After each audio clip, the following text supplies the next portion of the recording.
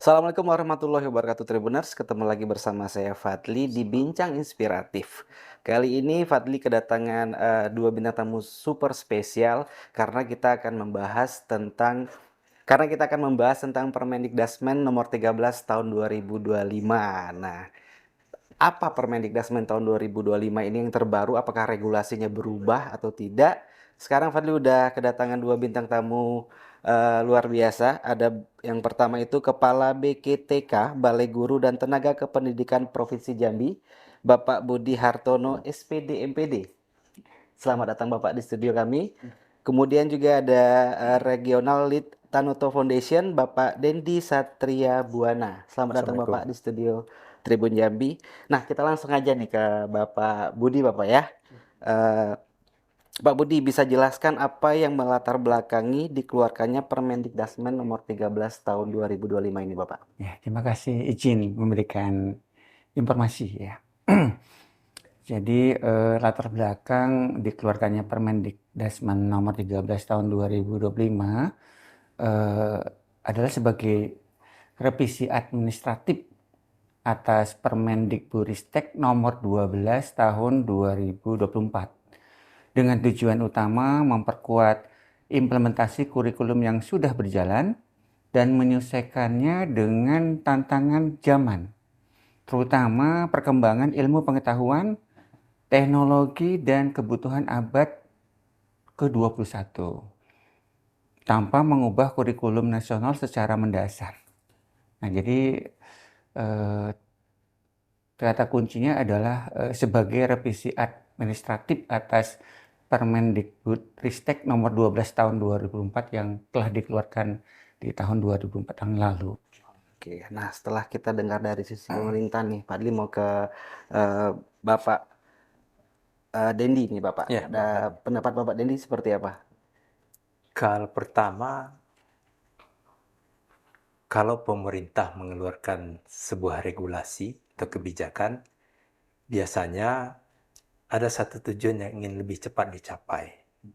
Nah, kita melihat perkembangan pendidikan, perkembangan teknologi, apa yang ditambahkan di tiga poin penting di Permendikdasmen 13 2025 ini. Pertama, ada pembelajaran mendalam, kemudian ada digital literasi, lebih ke coding dan kecerdasan buatan. Menurut saya ini satu yang sangat relevan dengan kebutuhan saat ini dan mendatang. Seperti yang disampaikan Pak Budi tadi, ini sesuatu yang dibutuhkan nanti menghadapi tantangan-tantangan di abad 21 ini. Itu mungkin Pak Budi. Oke, Mbak, kembali ke Bapak. Mbak, banyak yang bertanya guru-guru tentang Permendikdasmen nomor 13 tahun 2025 ini dikhawatirkan mungkin banyak perubahan kurikulum ini, Pak. Ya, Bagaimana, Pak? ya. Jadi perlu disampaikan ya, kalau begitu sebenarnya apa sih esensi dari utama Permendikdasmen nomor 13 tahun 2025 itu gitu ya. Nah, jadi esensi utamanya adalah penguatan kebijakan kurikulum. Melalui apa gitu ya. Nah, yang pertama itu dengan Permendikbudristek nomor 13 tahun 2025 itu menegaskan kelanjutan kurikulum 2013 dan kurikulum Merdeka. Ya, bukan menciptakan kurikulum baru. Nah, gitu ya. Kemudian yang kedua, mendorong pendekatan pembelajaran mendalam yang tadi sudah disinggung oleh Pak Dendi, ya, deep learning, agar siswa bisa memahami secara komprehensif, kemudian mengembangkan pemikiran kritis dan refleksi. Kemudian yang ketiga, menambahkan mata pelajaran pilihan coding dan kecerdasan artifisial atau AI diharapkan memberikan bekal keterampilan digital abad ke-21 kepada peserta didik kita. Kemudian, nah ini menyederhanakan aspek kokurikuler dan memperkuat ekstrakurikuler, terutama kepramukaan sebagai bagian dari pengembangan karakter, gitu ya. Jadi itu esensi yang perlu kita pahami sehingga tidak bisa, kurikulum berubah gitu ya, kalau kita tidak paham esensinya begitu. Tapi secara garis besar apakah berubah secara drastis? Jawabannya tidak. Tidak. Iya. Apakah ini berarti kurikulum berubah secara keseluruhan? Jawabannya tidak, gitu ya. Permendikbud nomor 13 bukanlah pengganti kurikulum nasional, bukan. Oh, bukan pengganti Pak ya? Bukan, ya. Sekolah tetap menggunakan kurikulum 2013 dan atau kurikulum merdeka sesuai dengan kesiapan masing-masing satuan pendidikan. Mungkin ada yang bertanya gitu ya, kok masih tersebut ya kurikulum 2013 gitu ya? Bukankah sekarang sudah disebut dengan kurikulum merdeka? Karena memang ternyata di lapangan itu masih ada sekolah yang menggunakan kurikulum 2013 itu di 1 tahun pelajaran terakhir ini. Nah gitu ya. Kemungkinan ke depan sudah tidak ada lagi ya. Ya gitu. Kalau dari sisi Tanuto Foundation nih Pak, tentu juga akan menyesuaikan program agar sejalan dengan perubahan ini. Nah, sebagai lembaga filantropi, program apa saja yang dimiliki Tanuto Foundation yang selaras untuk mendukung tercapainya tujuan Permendikdasmen nomor 13 tahun 2025 ini Pak? Oke, makasih Bang Fadli. Pertama, kami di Tanato Foundation itu percaya bahwa sebuah transformasi itu mungkin lambat kalau berjalan sendiri. Betul. Berarti perlu berkolaborasi banyak pihak di dalamnya, bisa filantropi, pemerintah pasti sebagai pemegang mandat ya. Mungkin bisa swasta, bisa perguruan tinggi. Nah, kami sebagai salah satu filantropi yang memang fokus pada pendidikan. Kalau kita lihat substansi dari Permendikdasmen 13 2025 ini, ada 2 program kita yang selaras dengan itu. Pertama, program Pintar, pengembangan inovasi untuk kualitas pembelajaran yang ini sudah jalan di banyak daerah. Dan melalui program Pintar ini kita fokus pada 3 pilar sebenarnya. Kalau sasarannya kita berinvestasi pada peningkatan kemampuan literasi numerasi siswa. Tapi ada 3 pilar utama. Pertama, peningkatan kualitas sekolah. Nanti ada lagi beberapa program di dalamnya. Kedua, pengembangan PPG. Dan ketiga, kita tahu bahwa perlu didorong banyak regulasi untuk kebijakan pendidikan ini agar mengarah pada berpihak pada kualitas ya. Maka salah satu pendekatan yang juga dilakukan Tanato Foundation memberikan dukungan teknis pada pemerintah daerah. Nah, mungkin saya agak lebih detail sedikit terkait yang peningkatan kualitas sekolah tadi. Itu program yang banyak jalan di kabupaten kota, di daerah-daerah mitra kita. Fokus jangkauannya pada guru, bagaimana guru mendorong pembelajaran aktif. Kemudian kepala sekolah dan komite, ini bagaimana menciptakan lingkungan yang mempermudah model-model pembelajaran aktif itu jalan di sekolah. Kemudian tadi ada orang tua, kita ingin mendorong tingkat kesadaran orang tua juga. Ini pendidikan bukan diserahkan ke sekolah saja. Bagaimana peran orang tua sebagai sahabat anak belajar di rumah, itu penyadaraan itu yang kita ingin bangun. Dan satu lagi yang kita sasar adalah komunitas belajar. Komunitas belajar ini mungkin kalau kita lihat dengan dari sisi potensi, ini potensi besar sebenarnya untuk mempercepat transformasi pendidikan, Pak Budi ya. Begitu banyak guru-guru champion, guru-guru potensial yang bisa meng-create sesuatu dan berbagi dalam wadah kombel ini. Itu kekuatan komunitas belajar. Kemudian program kedua, program sigap, siapkan generasi anak berprestasi. Ini menyasar dari 0 sampai 6 tahun. Jadi ada program rumah anak sigap, ini lebih ke menyasar bagaimana orang tua dan pengasuh mendapatkan penguatan tentang pola pengasuhan dan stimulasi anak di usia 0 sampai 3 tahun. Dan ada satu lagi, sekolah anak sigap, ini tujuannya adalah meningkatkan kualitas pendidikan jenjang 3 sampai 6 tahun yang holistik dan integratif. Ini lebih ke PAUD kalau kita bilang Bu ya. Seperti itu mungkin Mas Fadli, Bang Fadli. Oke, dalam Permendikdasmen nomor 13 tahun 2025 ada penekanan pada pendekatan pembelajaran mendalam. Iya. Nah, ini menarik nih Pak. Menarik. Karena bisa jadi mengubah cara guru mengajar di kelas nih. Mungkin Bapak bisa jelaskan Pak. Tadi di bagian awal sudah kita sampaikan ya bahwa latar belakang dikeluarkannya Permen Didasmen nomor 13 tahun 2025 ini tujuan utamanya adalah memperkuat implementasi kurikulum yang sudah berjalan. Sudah Gitu ya, berjalan yang tapi sudah berjalan. ya.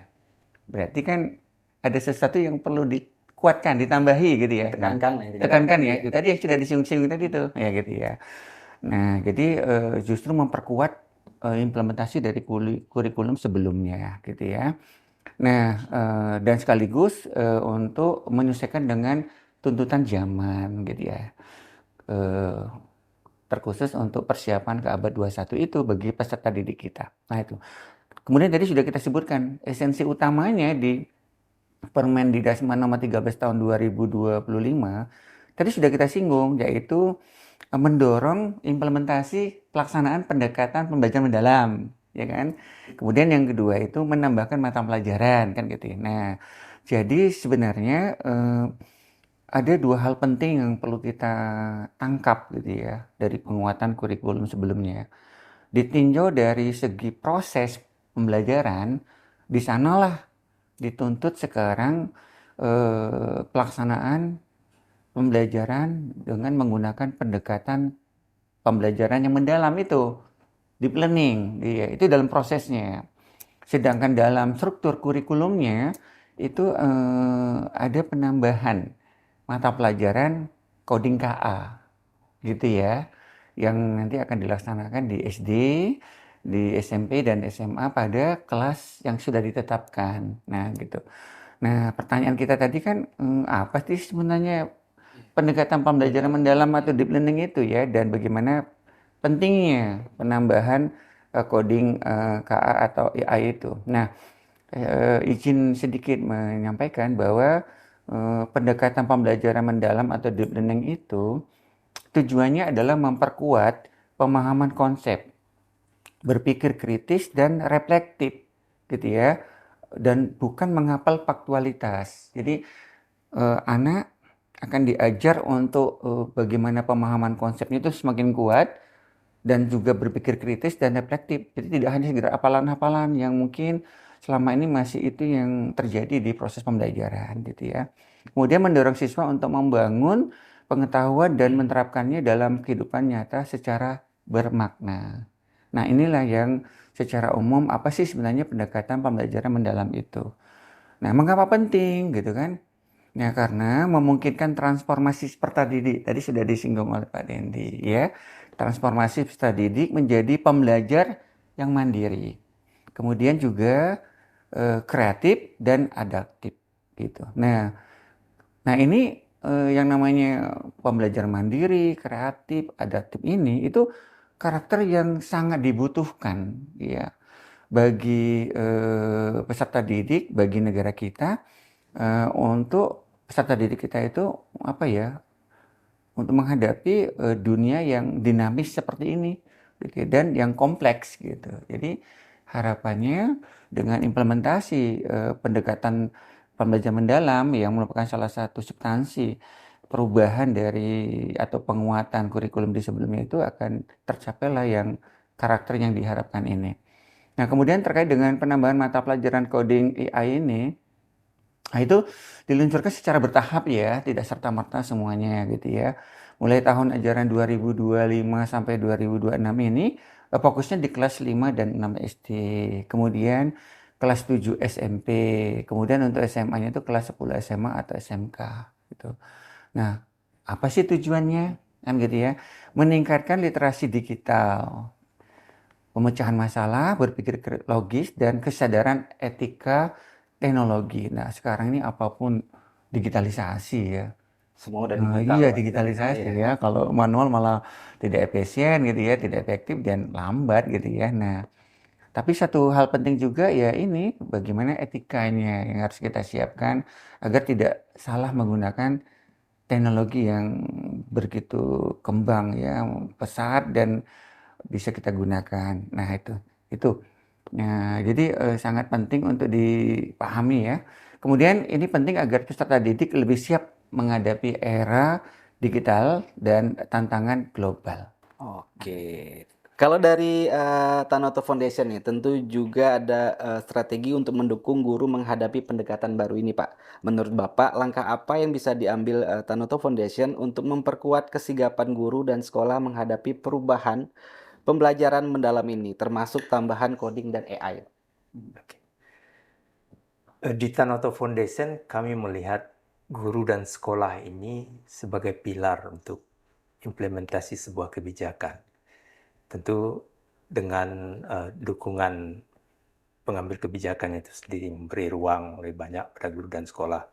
Karena kalau tidak dilakukan penguatan pada guru, kepala sekolah, gitu ya, itu mungkin kebijakan yang sudah ada itu akan tinggal di atas kertas, tidak masuk dia ke ruang-ruang kelas.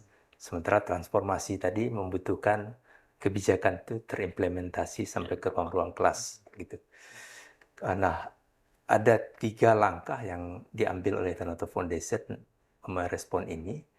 Pertama, karena kita tadi fokus pada guru, kepala sekolah, orang tua, kombel, melalui program Pintar yang sudah jalan dari 2018 dengan beberapa daerah mitra, kabupaten kota, ini kami terus berinovasi dengan berbagai model pelatihan yang pembelajaran aktif sih ininya. Di awalnya, kita bersama Dinas Pendidikan merekrut atau memilih guru-guru terbaik yang siap menjadi pionir perubahan, dilatih terus menjadi fasilitator daerah. Di awal fasilitator daerah ini berperan lebih banyak sebagai trainer, tapi sekarang kita terus berinovasi, mengembangkan salah satu pendekatan project based learning ya. Jadi di 3 tahun terakhir, kawan-kawan fasilitator daerah itu sudah bisa merancang sendiri program mereka, tapi dengan konsep perencanaan yang berbasis data. Kita gunakan rapor pendidikan untuk menganalisa apa core masalah di daerah mitra. Kalau misalnya yang masih rendah adalah literasi atau numerasi, maka fasilitator daerah ini akan mendesain proyeknya untuk mendukung daerah meningkatkan literasi atau numerasi tersebut. Kemudian agar efektif di rapor pendidikan biasanya bisa dilihat sekolah mana yang dikategori kurang atau sedang di indikator literasi numerasi tersebut. Dan kita mendorong dikejar di level kurang dulu. Kalau Level bawah dulu berarti, ya, Pak, level ya? paling bawah merah biasa warna apa dia. Kemudian baru ke level sedang kuning. Karena kalau yang level kurang ini tidak mendapat intervensi, dia akan menjadi penyumbang terus terhadap rendahnya rapor pendidikan di satu kabupaten kota, Pak Budi, gitu Pak Budi. Kemudian yang kedua, bicara pendidikan kan begitu luas, jumlah sekolah banyak, jumlah guru banyak, ada yang di kota, ada yang di daerah terpencil, maka butuh jejaring. Nah, kita juga mendukung penguatan jejaring ini, di mana fasilitator daerah kita dorong untuk memperkuat kombel-kombel. Nah, proses berbagi praktek baiknya bisa jalan di kombel-kombel ini. Jadi kombel ini kayak konsepnya dulu tutor sebaya namanya Pak Budi. Jadi guru berbagi ke sesama guru. Tapi guru yang berbagi ini tentu yang mungkin kompetensi dan kapasitasnya sudah dapat banyak pelatihan untuk berbagi.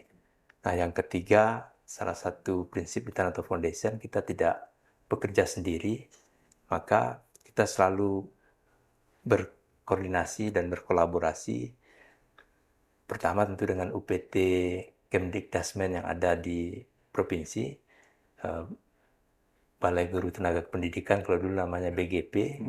Nah, kalau lebih ke kegiatan-kegiatan yang sifatnya praktis, pelatihan guru dan lain-lain, koordinasi dan kolaborasi dengan BGTK. Tapi kalau mengarah pada kebijakan, misalnya bagaimana mendorong rekomendasi rapor pendidikan dipakai oleh daerah untuk perencanaan program pendidikannya, itu kita berkoordinasi dan berkolaborasi dengan BPMP. Nah, tentu dengan Dinas Pendidikan yang menjadi mitra Tanoto Foundation sendiri. Jadi ada sinergi, setiap tahun kami ada workshop rapor pendidikan namanya, di mana kita membedah rapor pendidikan daerah itu di depan pimpinannya. Ada yang bupatinya ikut, ada yang sekdanya ikut, dengan 7 OPD penting yang kalau mereka sepakat semua ingin meningkatkan nilai rapor pendidikannya, maka ada irisan tupoksi mereka untuk mendorong itu. Misalnya ada das pendidikan, ada dispersif, ada badan pengelola keuangan daerah. Nah itu tiap tahun kita duduk bersama melihat itu. Sehingga nanti muncul RTL yang bisa ditindaklanjuti oleh distrik-distrik mitra atau foundation. Kemudian dari data yang kita analisa, rapor pendidikan, biasanya kita ada data coordination meeting juga dengan BGTK dan BPMP. Jadi konsepnya adalah kalau semua yang merah dan kuning itu dan yang sudah baik bisa diintervensi, itu sangat alhamdulillah seperti itu. Cuma kan ini masa efisiensi, maka perlu membuat prioritas, dan prioritasnya dibuat dengan menganalisa data tadi.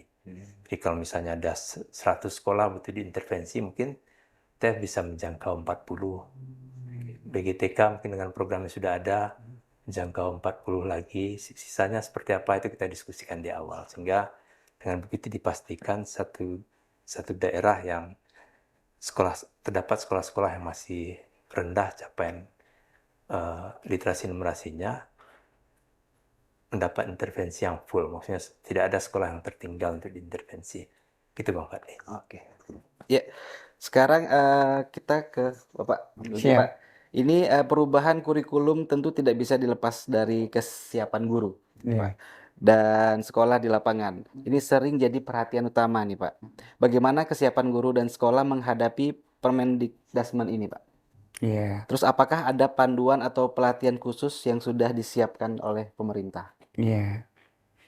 Eh, Sebelumnya izin ya, memperkuat agar tidak salah paham gitu ya. Jadi perubahan khusus dalam Permendikdasmen dan tantangan implementasinya di daerah gitu ya. Kalau bagaimana gurunya, bagaimana kepala sekolahnya itu sudah semakin mengerucut ya. Tapi secara umum dulu kita berikan gambaran informasinya gitu ya. Nah, jadi terkait dengan perubahan khusus dalam Permendikdasmen dan tantangan implementasi di daerah sebagai berikut. Pertama, perubahan khusus ya, dan harapannya nanti kita memang bisa membaca dokumen ya, Permendikdasmennya gitu ya. Nah, perubahan khususnya itu sekali lagi dinyatakan tidak ada kurikulum baru, tidak ada kurikulum baru. Tetap gunakan kurikulum 2013 dan kurikulum Merdeka gitu ya. Kemudian pendekatannya adalah deep learning, jadi fokus utama gitu. Kemudian mata pelajaran coding dan AI itu sebagai pilihan baru, dimulai bertahap. Kemudian penyederhanaan kokurikuler dan integrasi dengan pembelajaran tematik atau proyek. Kemudian ekstrakurikuler wajib minimal kepramukaan. Kemudian pengubahan istilah dari profil pelajar Pancasila gitu ya. Itu menjadi profil kelulusan. Nah, agar sinkron dengan standar kompetensi baru. Nah, tantangan implementasi di daerah. Pertama itu ketimpangan kesiapan terutama di daerah 3T. Tertinggal, terdepan, terluar. Nah, ini butuh waktu lebih panjang untuk adaptasi kurikulum Merdeka. Ya. Kemudian yang jadi tantangan kita ini di daerah adalah ketersediaan guru yang kompeten. Ya, kemudian sarana komputer, softwarenya, dan bahan ajar coding AI itu masih terbatas. Di daerah itu, Pak, yang masih Iya, terbatas. umumnya masih terbatas. Ya. Apalagi kalau dihubungkan nanti bahwa kita harus menggunakan sarana prasarana komputer gitu ya, ketersediaan internet gitu ya. Nah, itu mungkin agak terbatas. Nah, itu. Nah, kemudian tadi pertanyaannya kesiapan guru ya dan sekolah. Eh, jadi pertama kita lihat dari kesiapan guru dan sekolah. Nah, pemerintah itu sudah menyiapkan yang namanya platform rumah pendidikan. Ya, jadi ini kalau kita berkunjung ke rumah pendidikan itu sudah banyak ya yang bisa dipelajari oleh guru. Ya, di sana ada disediakan materi dan dukungan untuk guru. Nah, kemudian dalam adaptasi kurikulum termasuk coding dan AI itu. Nah, sekarang mari kita dorong gurunya untuk berkunjung ke rumah pendidikan dan mengeksplor gitu ya, menjelajah, mempelajari dan ya mengimplementasikan dari apa yang dipelajari di rumah pendidikan itu yang didapat informasinya begitu ya. Nah, ini yang perlu kita dukung secara bersama-sama gitu ya. Karena pemerintah sudah menyiapkan platform seperti rumah pendidikan itu sayang kalau tidak digunakan gitu ya. Kemudian yang kedua, informasi tentang pelatihan khusus. Nah, ini memang disebut sebagai prioritas ya, meskipun belum banyak rinciannya disebut dalam publikasi, namun dipastikan pelatihan guru menjadi fokus utama. Nah, kita di Jambi khususnya sudah melakukan ya pelatihan pembelajaran mendalam dan coding AI itu gitu ya. Dan memang belum semua sekolah, belum semua guru ya, karena kita lakukan memang bertahap sesuai dengan kebijakan pemerintah, khususnya misalnya bagi sekolah yang penerima Boskin dulu gitu ya.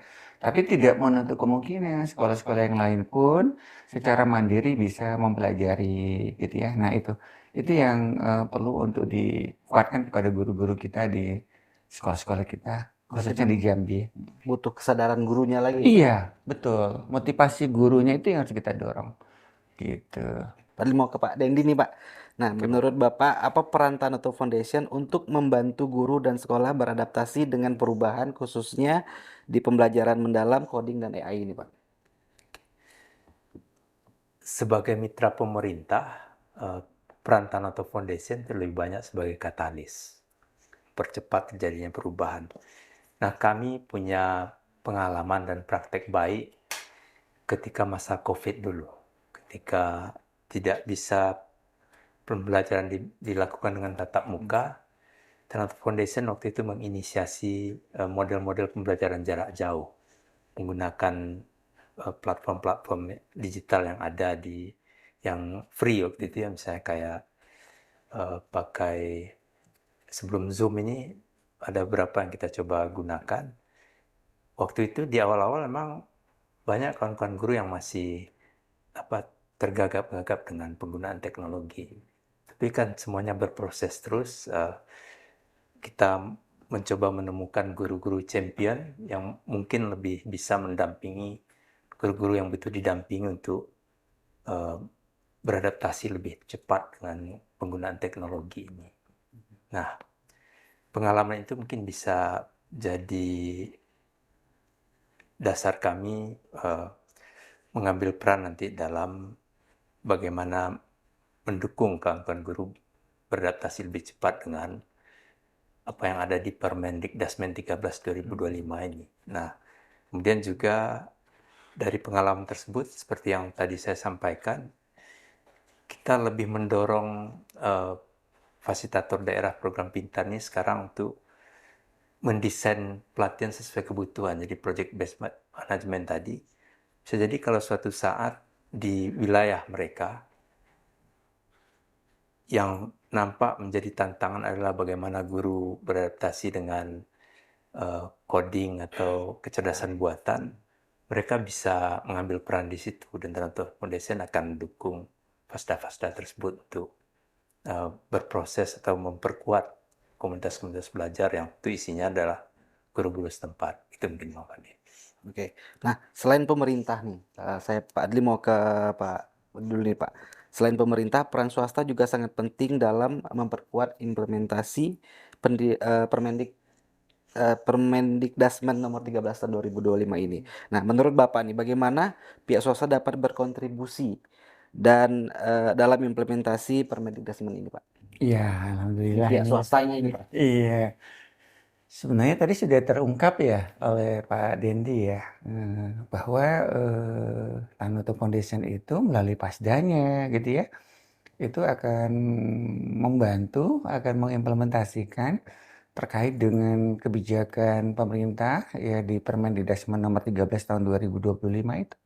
Ya, kemungkinan pada skala yang menjadi prioritas dari Tanoto Foundation di Jambi gitu ya. Mungkin ada wilayah tertentu, ada sekolah tertentu yang menjadi eh, target atau sasaran utama yang memang dikawal oleh Tanoto. Nah, ini bukti bahwa pihak swasta ya kalau di Jambi yang sudah nampak betul ya Tanoto Foundation ini luar biasa gitu ya. Dan kita mau ucapkan terima kasih banyak Mbak Dendi ini gitu. Termasuk kegiatan hari ini ya ini luar biasa gitu ya. Perhatiannya benar-benar Perhatiannya gitu karena eh, yang kita hadapi ini adalah dalam rangka untuk mewujudkan tujuan bersama ya kita pendidikan bermutu untuk semuanya. Bagaimana mendukung implementasi dari kurikulum yang berlaku yang sudah ditegaskan di Permendikbud nomor 13 tahun 2025 ini. Jadi harapannya pihak-pihak lain ya mohon bisa seperti Tanoto begitu. mencontoh lah Iya ini. mencontoh, ayo gitu ya. Apa dukungannya gitu ya.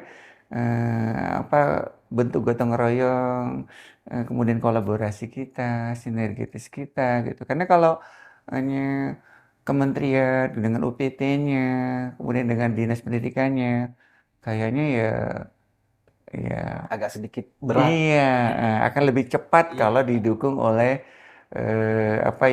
oleh pihak swasta atau pemangku kepentingan yang perhatian ke dunia pendidikannya ini tinggi gitu ya.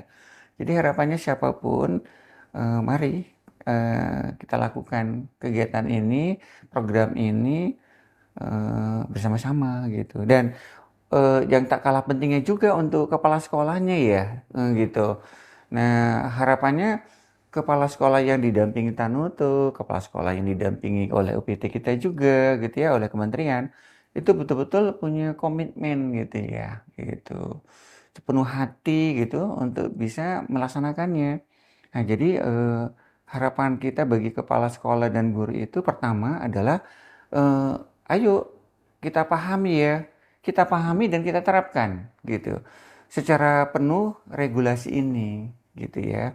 Kemudian memprioritaskan pembelajaran mendalam dan menjaga kualitas pembelajarannya. Jadi jangan sekedar dilaksanakan, yang penting sudah gugur, tidak gitu. Tapi betul-betul kita laksanakan sesuai dengan apa yang harus kita lakukan sehingga pembelajaran mendalam itu memang berdampak gitu ya. Kemudian mendorong pelaksanaan coding dan AI itu secara bertahap. Nah, walaupun minimal sebagai mata pelajaran pilihan itu disesuaikan dengan kesiapan sekolah. Jadi jangan sekolah sudahlah, gak usah dulu lah, kan gitu ya. Nanti aja, oh jangan gitu ya.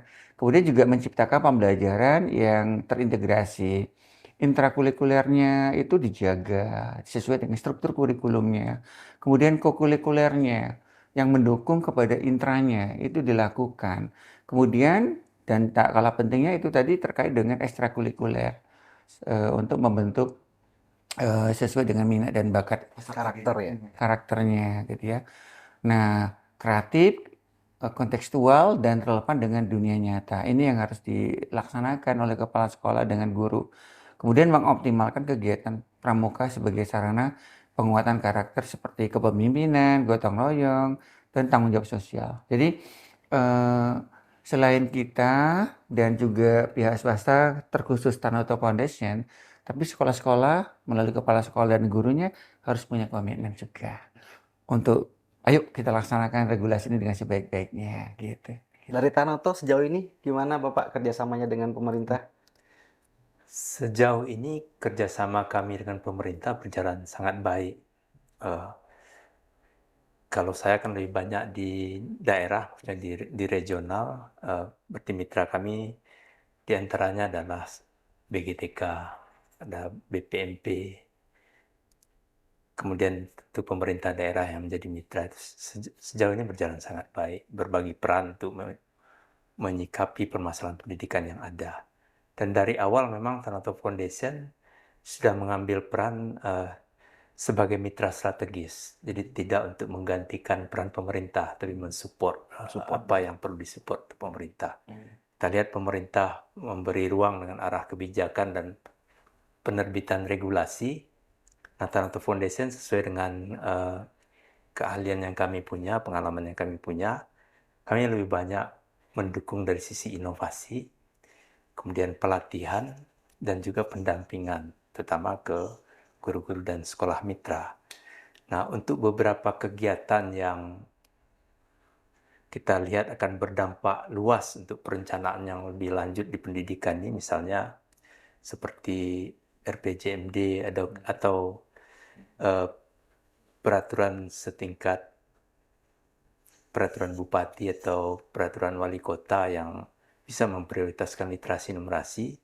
Kami di Tanoto Foundation biasanya bekerja bersama dengan OPD terkait pemerintah daerah, memberikan dukungan teknis untuk formulasi dan implementasi kebijakan-kebijakan tersebut. Dan misalnya ketika isu literasi numerasi dan pengasuhan anak usia dini bisa menjadi prioritas dalam RPJMD 2025-2029 di satu daerah, maka ini akan sustain berjalan selama 5 tahun ke depan. Dan yang kayak ini menjadi peran strategis kami, seperti itu.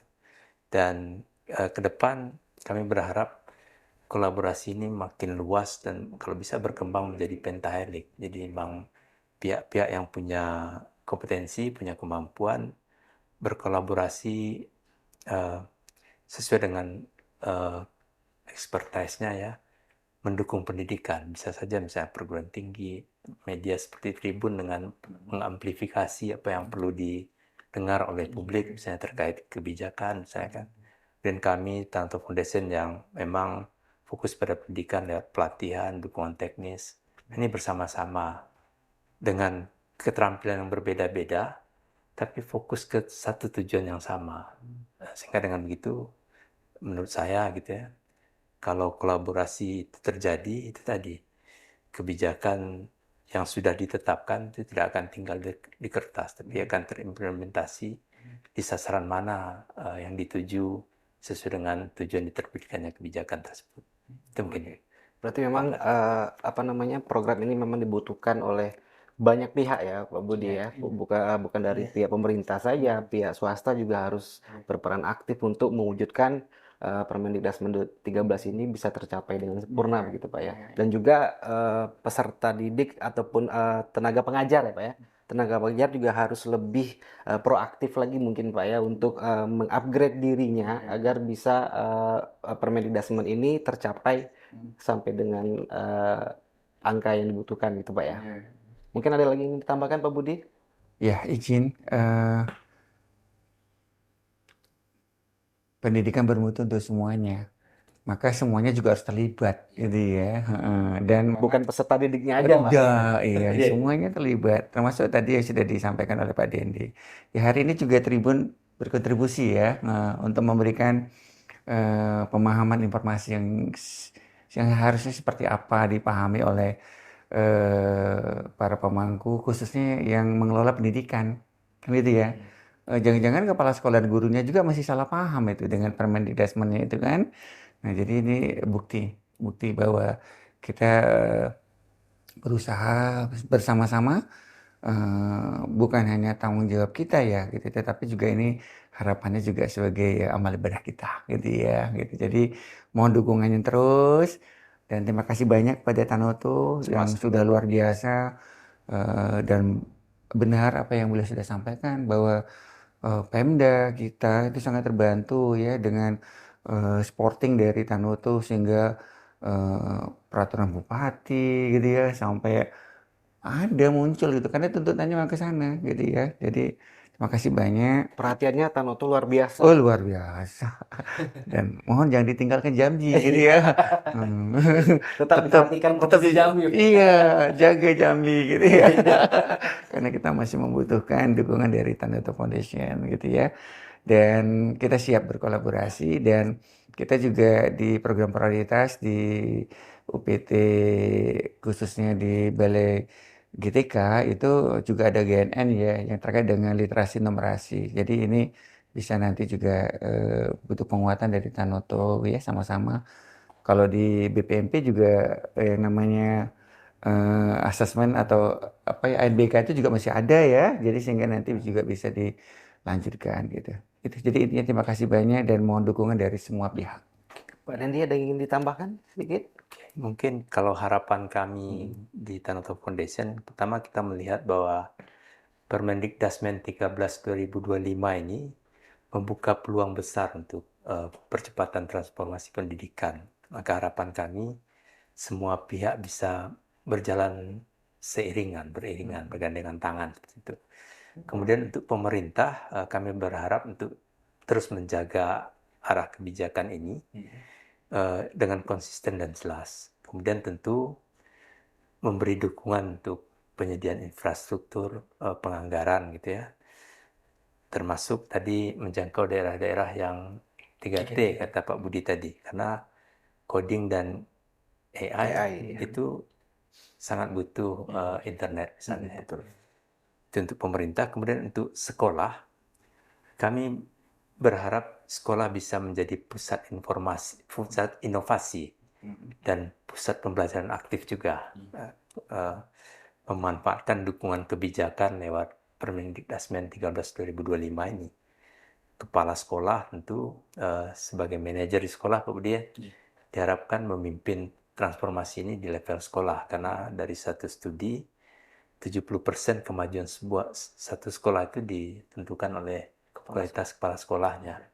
Dia memang sendiri, tapi 70% dia pegang berkontribusi untuk kemajuan sekolah. Dan untuk guru, harapan kami tentu terbuka untuk perubahan ini. Karena dulu zaman COVID ada slogan, peran guru mungkin tidak tergantikan oleh teknologi gitu ya. Tapi guru yang tidak menguasai teknologi itu akan tergantikan. itu satu Itu yang berbahaya sebenarnya. Karena memang sudah zamannya itu menguasai teknologi. Dan kami tahu tantangan penguasaan teknologi ini, tapi itu tadi banyak guru yang sudah bisa beradaptasi cepat juga, guru-guru champion. Nah ini wadah-wadah kombel inilah yang perlu dihidupkan agar sharing antara guru itu berjalan. Jadi guru yang lebih paham mungkin mendampingi guru-guru yang ingin paham tentang coding tadi atau kecerdasan buatan tadi. Nah jika ketiganya berjalan seiringan, implementasi Permendikdasmen 13 2005 ini insya Allah akan benar-benar berdampak pada siswa. Itu mungkin Pak Fadli. Oke, terima kasih Pak Budi sudah datang di studio kami. Pak Dendi, terima kasih juga Sama-sama. Tribuners. Demikian tadi Mojo Asik Tribun Jambi, bincang inspiratif bersama Pak Budi dan juga Tanoto Foundation.